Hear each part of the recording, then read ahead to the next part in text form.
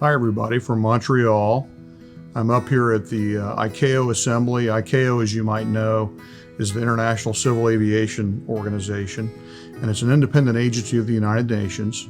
And every 3 years, they have an assembly where for about 2 weeks, there are a lot of topics discussed, and a work plan is developed for ICAO to raise the bar on issues like global aviation safety, environment, and security as we move forward as a global aviation community.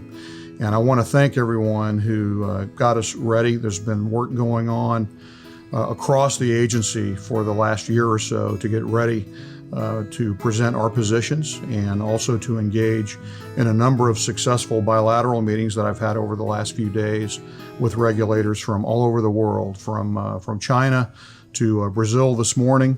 We've got a signing agreement with Iceland this afternoon, and we'll also host all the delegates this evening at a reception where I'm looking forward to meeting all of my counterparts from around the world. So again, thanks.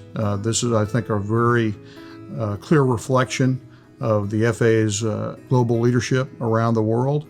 And again, as we're able to work with the aviation community, it's really important to our mission as a regulator and as an air navigation service provider as well. So again, thanks, and I'll talk to you again soon.